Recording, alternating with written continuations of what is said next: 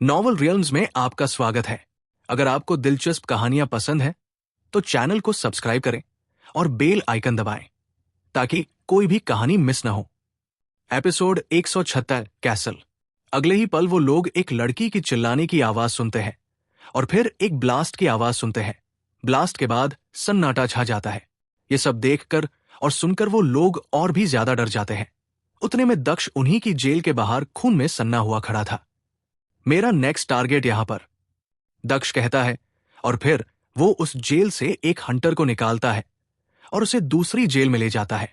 अगले ही पल सभी लोग उसकी भी चीख सुनते हैं।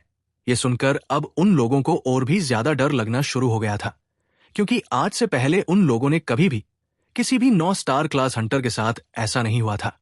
कुछ ही देर में दक्ष और बाकी सब अपने हाथ में वैसे ही आयरन मास्क उस जेल में लेके आते हैं। हाँ यू गाइस, मुझे लगता है कि तुम लोग ठीक होगे, दक्ष मुस्कुराते हुए कहता है। तुम हम लोगों के साथ ऐसा क्यों कर रहे हो? हम लोग किसी को मारने के लिए नहीं गए थे, हम बस एक आइटम लेने गए थे, उन हंटर्स में से एक कहता है। क्लोज, मैं जानता हूं, लेकिन अब मैं क्या करूं? मुझे भी अपना काम चलाना है, इसलिए मैं आप सबके लिए ये मास्क लाया हूं। ये मास्क मैं आप लोगों के चेहरे पर लगाऊंगा। यदि किसी ने भी इसे निकालने की कोशिश की तो फिर उसका क्या होगा वो तो तुम लोग जानते हो। ये आयरन मास्क लगाने से पहले तुम लोगों को तुम्हारा काम बता देता हूं। यदि तुम लोग उस काम में कामयाब हो गए तब मैं तुम लोगों के मुंह से ये मास्क हटा दूंगा और फिर तुम लोग यहां से जा सकते हो। दक्ष कहता है, कैसा काम? उन लोगों में से एक कहता है, तुम लोगों को कुछ ब्लड बीस्ट को डिस्ट्रैक्ट करना है। जब तक मैं अपना काम नहीं कर लेता तब तक तुम लोगों को उन बीस्ट को मेरे से दूर रखना है।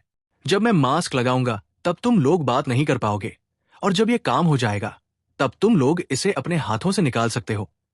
लेकिन काम खत्म होने से पहले किसी ने भी इसे छुआ भी तो उसका सिर फट जाएगा और वो वहीं पर मर जाएगा। अब किसी के पास कोई सवाल हो तो पूछ सकता है। दक्ष कहता है, वहां पर कितने ब्लड बीस्ट है? एक हंटर पूछता है। मुझे एग्जैक्टली नहीं पता, लेकिन कम से 50 9 स्टार क्लास के होंगे, दक्ष कहता है। दक्ष की बात सुनकर उन लोगों की हालत ही खराब हो गई, लेकिन उनके पास कोई और रास्ता भी नहीं था। पर फिर सभी लोगों के मुंह पर वो सभी मास्क लगा दिए गए थे और रेवन किंग की मदद से उन सभी मास्क को सील कर दिया ताकि कोई भी उन मास्क को निकाल ना सके।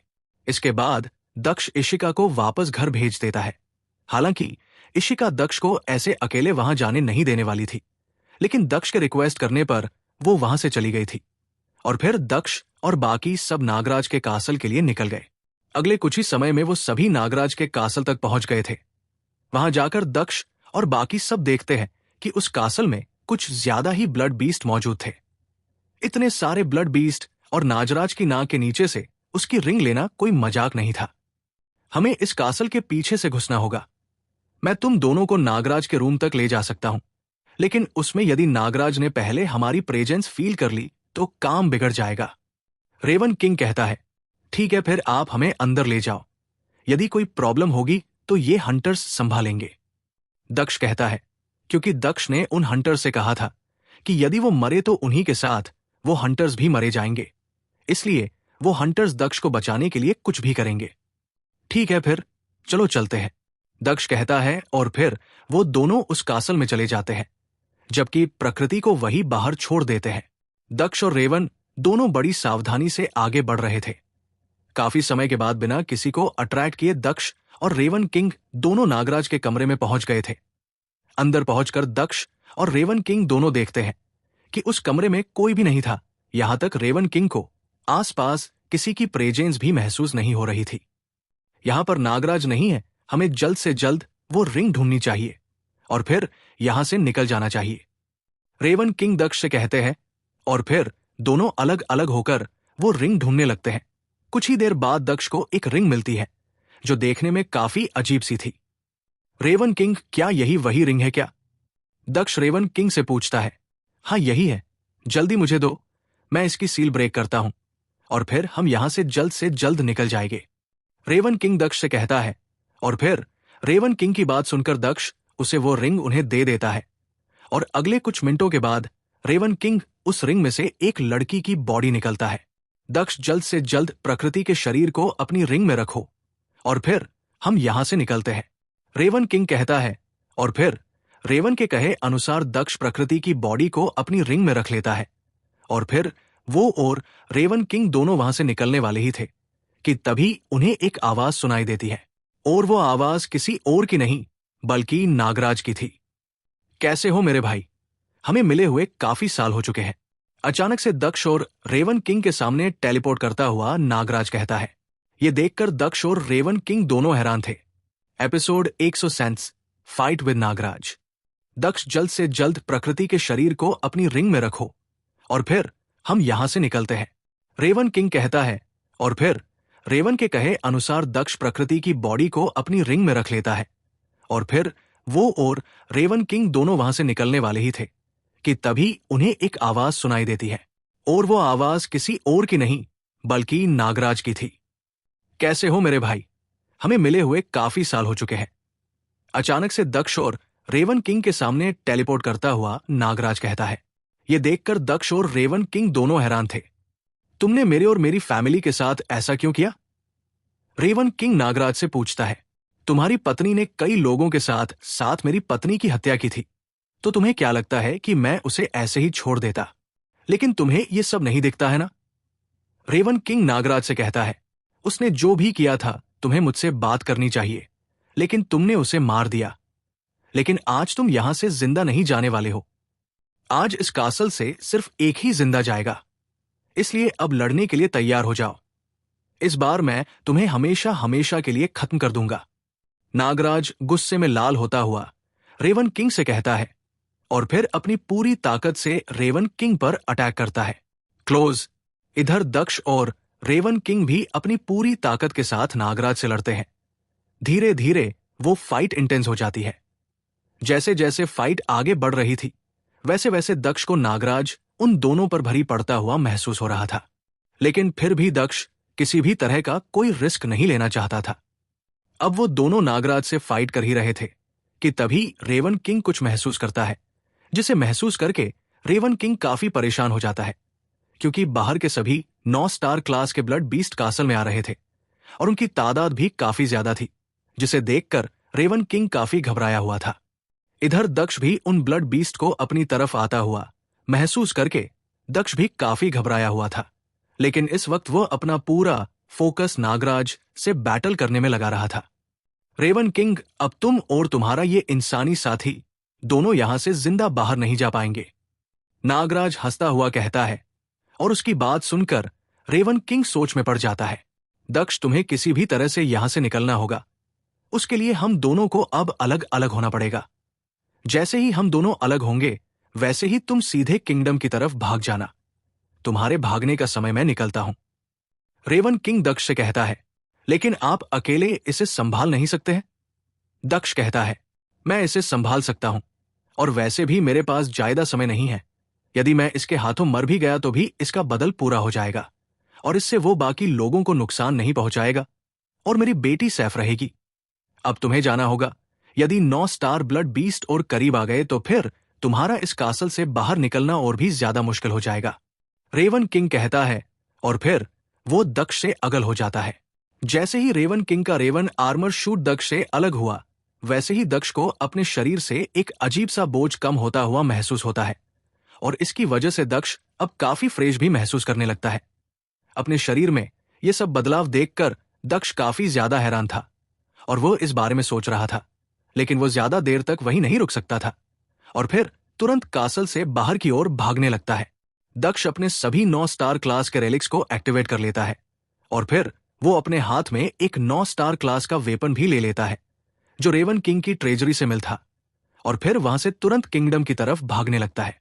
लेकिन जैसे ही वो किंगडम की तरफ भाग रहा था, तभी दक्ष अपने सामने उन सभी हंटर्स को खड़ा देखता है, जिनको दक्ष ने ब्लड बीस्ट को डिस्ट्रैक्ट करने का काम दिया था। दक्ष देखता है कि उन सभी लोगों ने अपने मास्क भी उतार लिए थे, और अब वो सभी अपने अपने वेपन्स के साथ खड़े होकर दक्ष को स्मर्क के साथ देख रहे थे। इन कमीनों को मेरे प्लान के बारे में पहले से पता चल गया, तब से ये लोग सिर्फ ब्लड बीस्ट को डिस्ट्रैक्ट करने का नाटक कर रहे हैं, दक्ष मन ही मन में अपने आप से कहता है। अब दक्ष के लिए और भी ज्यादा मुसीबत खड़ी हो गई। अब आगे वो सभी 9 क्लास हंटर और पीछे 9 स्टार क्लास का बीस्ट की पूरी सेना पड़ी हुई थी। इसी के साथ ही दक्ष अब एक नॉर्मल 9 स्टार क्लास का हंटर बन चुका था, क्योंकि अब उसके पास सुप्रीम बीइंग क्लास का रेवन आर्मर शूट नहीं था। उसके बिना दक्ष सुप्रीम बीइंग क्लास की पावर्स को यूज नहीं कर सकता है। बुरे फंसे, अब क्या करूं? मेरी तो लग गई। दक्ष मन ही मन में इस सिचुएशन से बाहर निकलने का सोच ही रहा था। तभी दक्ष को कुछ याद आता है और फिर अचानक से दक्ष के चेहरे पर मुस्कुराहट आ जाती है। हालांकि दक्ष अभी भी उस कासल से दूर जाना चाहता था ताकि वो अपने प्लान को सक्सेसफुल कर सके। इसके लिए दक्ष को उन 9 स्टार क्लास के हंटर से भिड़ना पड़ेगा। Episode 100 sacrifice. बुरे फंसे, अब क्या करूं? मेरी तो लग गई। दक्ष मन ही मन में इस सिचुएशन से बाहर निकलने का सोच ही रहा था। तभी दक्ष को कुछ याद आता है और फिर अचानक से दक्ष के चेहरे पर मुस्कुराहट आ जाती है। हालांकि दक्ष अभी भी उस कासल से दूर जाना चाहता था ताकि वो अपने प्लान को सक्सेसफुल कर सके। इसके लिए उसे उन हंटर से भिड़ना पड़ेगा। इधर रेवन किंग दक्ष को कासल से दूर जाने का इंतजार कर रहा था और जैसे ही दक्ष कासल से दूर चला गया वैसे रेवन किंग अपनी सभी पावर्स को इकट्ठा करने लगता है। यह देखकर नागराज भी काफी शौक में था, क्योंकि अचानक से रेवन किंग की पावर्स अपनी लिमिट से ज्यादा खतरनाक हो रही थी। यह देखकर नागराज को भी काफी ज्यादा बैड फीलिंग आ रही थी। तुम ये क्या कर रहे हो? नागराज रेवन किंग की पावर्स को देखकर उससे पूछता है। कुछ नहीं, बस कुछ ही देर में तुम्हें भी पता चल जाएगा, रेवन किंग कहता है और फिर वो अपनी पावर्स को इकट्ठा करने में लग जाता है। अगले ही पल दक्ष को एक बहुत ही ज्यादा खतरनाक ब्लास्ट सुनाई देता है और दक्ष जैसे ही अपने पीछे देखता है वैसे ही उसका हैरानी से मुंह खुला का खुला रह जाता है, क्योंकि दक्ष अभी जिस कासल से बाहर निकाल कर आ रहा था वो पूरा का पूरा बहुत ही बुरी तरह से बर्बाद हो चुका था और साथ ही साथ बहुत से ब्लड बीस्ट भी उस ब्लास्ट में बिखर गए थे। उस ब्लास्ट की शॉकवेव से देखकर कई मीटर दूर जाकर गिरता है। क्लोज। दक्ष अलविदा कहने का समय आ गया है, यही मेरा अंत है। दक्ष के कानों में रेवन किंग की आवाज सुनाई देती है, जिसे सुनकर दक्ष काफी उदास हो गया। इसी के साथ दक्ष को सारा मामला भी समझ आ गया था कि रेवन किंग ने अपने आप को खत्म कर लिया ताकि उसके साथ साथ नागराज भी खत्म हो जाए। दक्ष अब रेवन किंग के बारे में ज्यादा नहीं सोच सकता था, इसलिए दक्ष इस ब्लास्ट के बीच में वहां से उन ब्लड बीस्ट और हंटर से भाग सकता था। और फिर वो अपनी जगह से खड़ा होता है और फिर वो वहां से भागने ही वाला था कि तभी दक्ष अपने चारों ओर उन सभी हंटर्स को देखता है जो अभी तक उससे काफी दूर थे, लेकिन अब वो सभी दक्ष को चारों तरफ से घेर चुके थे।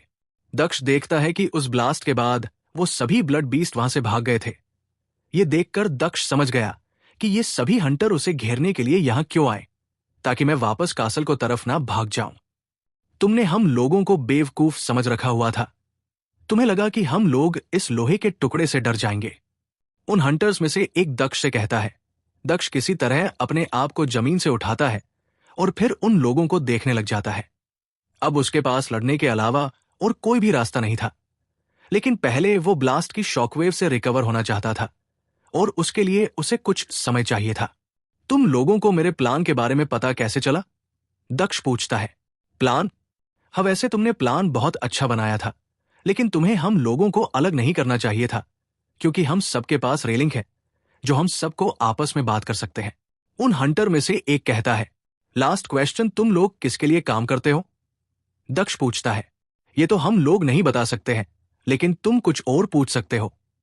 दूसरा हंटर कहता है। वैसे एक बात कहूं, तुम लोग अभी भी काफी ज्यादा बेवकूफ हो। दक्ष स्माइल करता हुआ कहता है। क्या बकवास कर रहे हो? वैसे भी तुम अब मरने वाले हो। हम जानते हैं कि तुम्हारी वो सभी पावर्स उस सूट की वजह से थी। अब ना वो सूट है और ना ही तुम्हारी पावर। एक और हंटर दक्ष से कहता है। किसने कहा कि मैं मरने वाला हूं? दक्ष एक बार फिर से हंसता हुआ कहता है और अगले ही पल दक्ष अपनी स्टोरेज रिंग से एक टेलीपोर्ट रैलिक निकलता है और फिर अपने एक साथी को बचा सको तो बचा लेना, दक्ष कहता है और फिर वो उस रैलिक को तोड़ देता है और फिर वो तुरंत ही किंगडम में टेलीपोर्ट कर जाता है। इधर वो सब दक्ष की बात सुनकर काफी ज्यादा हैरान हो गए थे और जब दक्ष को टेलीपोर्ट होता हुआ देखकर और भी ज्यादा घबरा गए थे। हमें उसे इतना टाइम ही नहीं देना चाहिए था। एक हंटर अफसोस करता हुआ कहता है। हम उसकी फैमिली के लिए भी जा सकते हैं। हम उसकी फैमिली को किडनैप कर लेंगे, तब उसे आना ही पड़ेगा। एक और हंटर कहता है।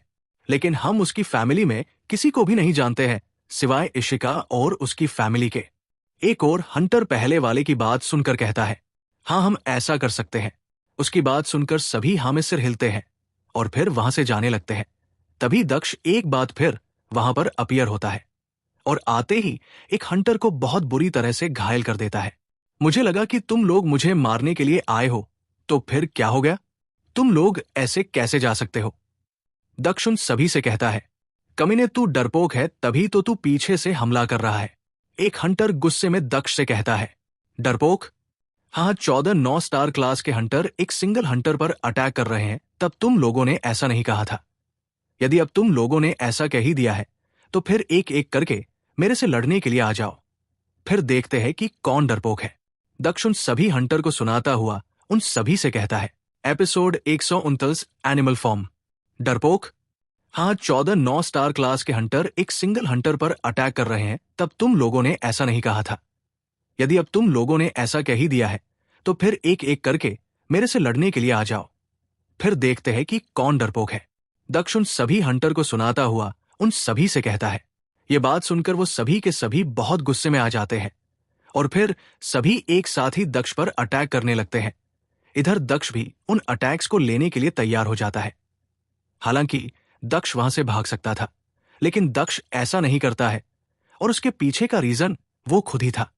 क्योंकि जब से दक्ष नागराज से फाइट करना शुरू किया था, तब से उसके शरीर में कुछ बहुत अजीब हो रहा था। हालांकि पहले दक्ष ने इसे इग्नोर कर दिया था, लेकिन अब उसका शरीर काफी ज्यादा भारी भारी लगने लग गया था। हालांकि इसकी वजह से दक्ष की स्पीड पर कोई भी असर नहीं पड़ा था। उसके बाद दक्ष एक और हंटर को काफी ज्यादा घायल कर देता है। जैसे जैसे दक्ष उन हंटर से लड़ रहा था, वैसे वैसे उसकी पावर लेवल इंक्रीज हो रही थी। ऐसा लग रहा था कि किसी ने अचानक से उसकी बॉडी की पावर से भर दिया था। धीरे धीरे वो पावर्स और भी ज्यादा बढ़ती जा रही थी। अब दक्ष को उन सभी हंटर से एक साथ लड़ने में कोई बड़ी मुश्किल नहीं हो रही थी, लेकिन दक्ष के शरीर में उन पावर्स का बढ़ना अभी भी नहीं रुक रहा था। अब तक दक्ष की पावर्स रेवन किंग के आर्मर शूट जितनी हो गई थी और अगले 1 घंटे के बाद दक्ष की पावर लेवल रेवन किंग से भी ज्यादा हो गया था, जिसे देखकर दक्ष भी काफी ज्यादा हैरान और शॉक्ड था। और इधर 1 घंटे से लगातार लड़ते रहने के कारण वो सभी हंटर्स भी काफी ज्यादा थक चुके थे। क्लोज, ऐसा कैसे हो सकता है? ये अचानक से इतना ताकतवर कैसे हो गया है? वो सभी के सभी हंटर्स हैरान और शॉक्ड होते हुए पूछते हैं। हालांकि शॉक तो दक्ष भी काफी ज्यादा था। उसने भी ये नहीं सोचा था कि वो कभी भी एक सुप्रीम बीइंग बन पाएगा, लेकिन अब वो एक सुप्रीम बीइंग बनने की कगार पर खड़ा हुआ था। लेकिन दक्ष जानता था कि वो अभी पूरी तरह से सुप्रीम बीइंग नहीं बना है, क्योंकि अभी तक दक्ष को किसी भी एनिमल की सुपर पावर्स नहीं मिली है। इसके सिवा दक्ष एक सुप्रीम बीइंग बन चुका था।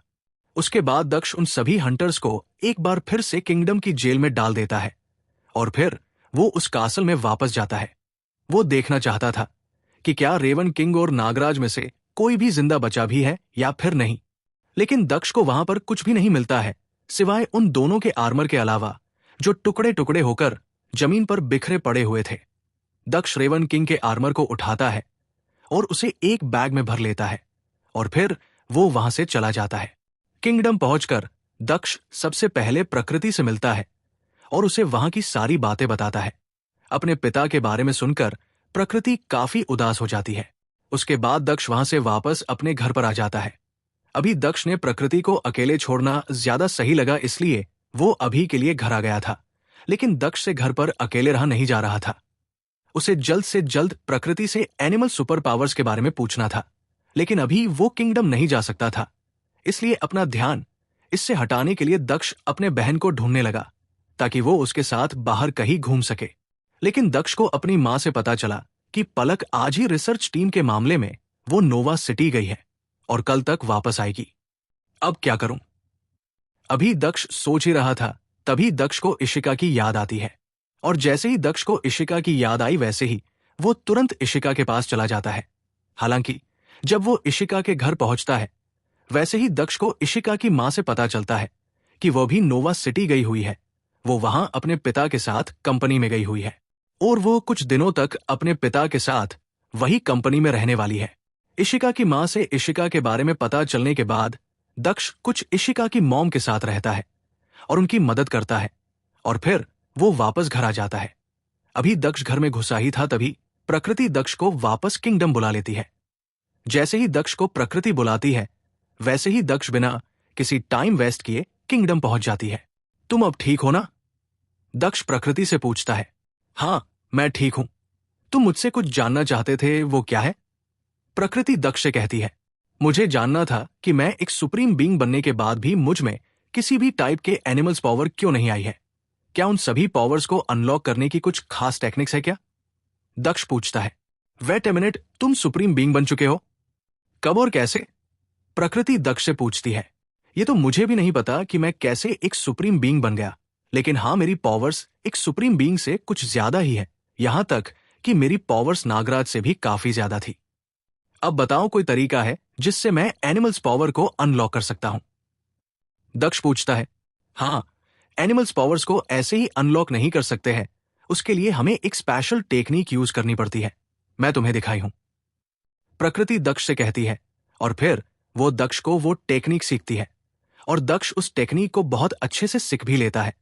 और फिर दक्ष किंगडम के किसी शांत जगह पर जाकर वो आर्ट प्रैक्टिस करता है।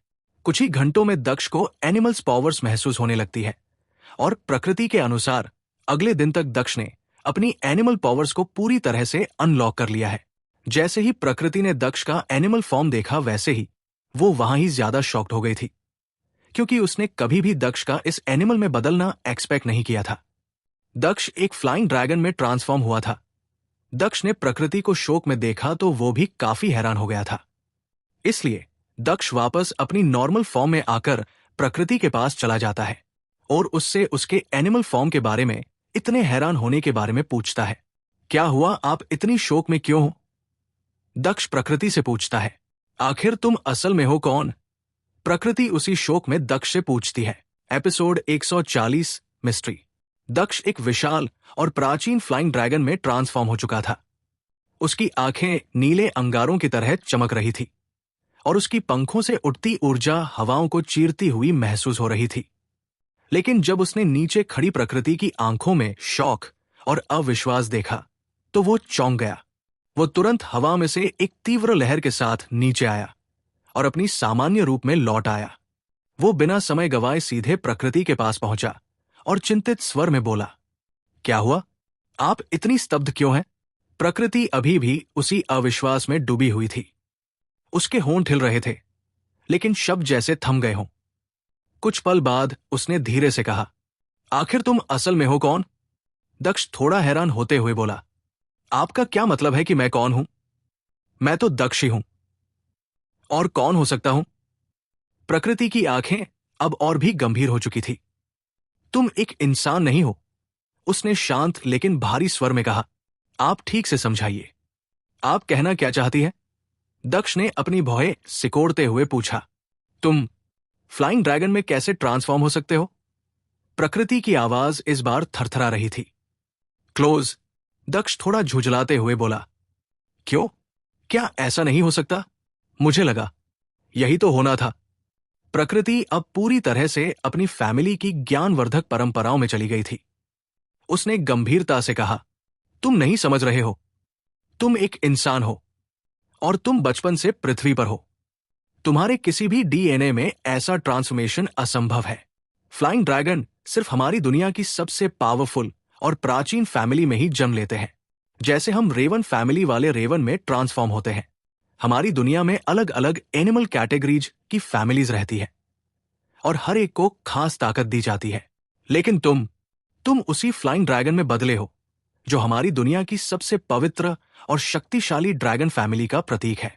इसका मतलब साफ है, तुम्हारे मां या पिताजी में से कोई एक उस ड्रैगन फैमिली का सदस्य था।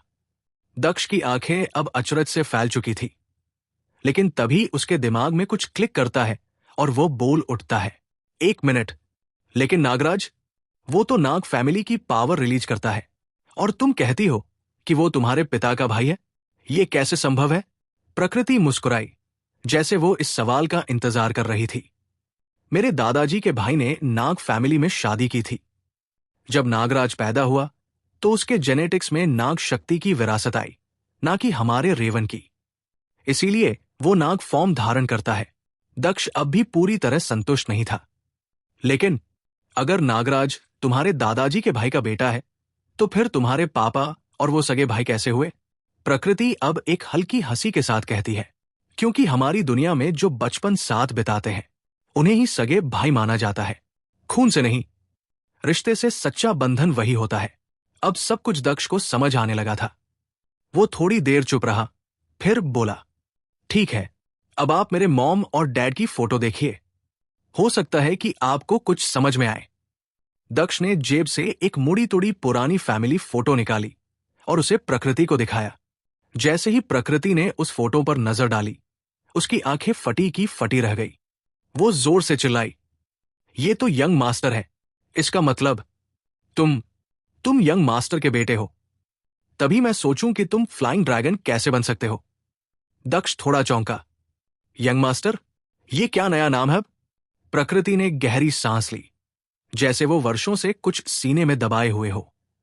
तुम्हारे पिता हमारे ड्रैगन फैमिली के सबसे बड़े बेटे थे। वो अगले फैमिली लीडर और हमारी दुनिया के किंग बनने वाले थे, लेकिन किसी कारणवश उन्हें इस धरती की जेल में भेज दिया गया। हमारे परिवार में कई लोग मानते हैं कि उनके छोटे भाई ने उन्हें फंसाया ताकि वो खुद लीडर बन सके, लेकिन तुम्हारे पिता इतने शक्तिशाली थे कि उन्हें कोई भी रोक नहीं सकता था। फिर भी उन्होंने खुद इस सजा को स्वीकार किया।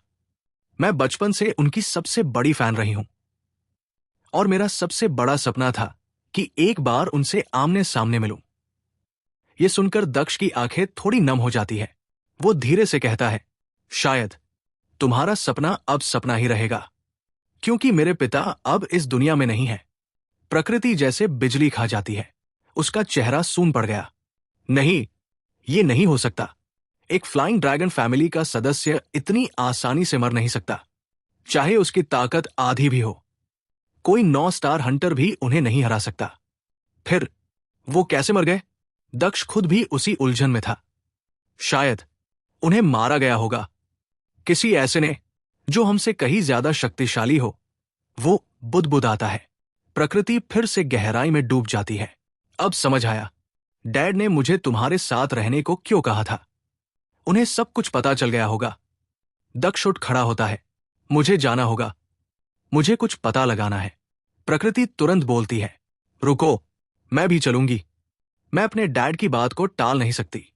अभी नहीं, अगली बार। इस बार मुझे अकेले ही जाना होगा। दक्ष दृढ़ स्वर में कहता है, ठीक है, मैं कुछ दिन और यही रुक जाती हूं। वैसे भी मैं हमेशा से तुम्हारी दुनिया देखना चाहती थी। प्रकृति का स्वर अब थोड़ा नर्म था। दक्ष मन ही मन सोचने लगता है, अगर मैंने इसे अकेले छोड़ा तो ये फिर से अपने पिता की याद में टूट जाएगी। इससे अच्छा है कि मैं इसे अपने साथ ले चलूं। शायद ये मेरी मदद भी कर सके। अचानक प्रकृति हंसते हुए कहती है, सॉरी, तुम हमारे यंग मास्टर के बेटे हो। इसका मतलब अब तुम भी मेरे मास्टर हुए। अब मैं तुम्हें मास्टर कहकर बुलाऊंगी। मैं अपने आइडल और उनके बेटे को नाम से नहीं बुला सकती। दक्ष हंसते हुए कहता है, उसकी कोई जरूरत नहीं है, मुझे सिर्फ दक्ष कहो। मास्टर जैसे शब्द मुझे बिल्कुल नहीं पसंद। और अब चलो, मैं तुम्हें आज ही अपनी दुनिया में ले जाता हूं। लेकिन ध्यान रहे, वहां पर मेरी परमिशन के बिना कुछ भी मत करना, वरना लोग शक करने लगेंगे। प्रकृति मुस्कुराकर सिर हिलाती है। फिर दोनों एक साथ उस दिशा में निकल पड़ते हैं जहां दो दुनिया आपस में मिलने वाली है। हालांकि सिल्वर बेस तक पहुंचने में प्रकृति को कई दिन लग सकते थे, लेकिन नोवा बेस वह 2 दिन में पहुंच सकती थी। इसलिए दक्ष ने उसे नोवा बेस में ठहरने की सलाह दी और खुद घर लौट गया। अगर वीडियो पसंद आया हो तो लाइक और सब्सक्राइब जरूर करें। मिलते हैं अगले एपिसोड में।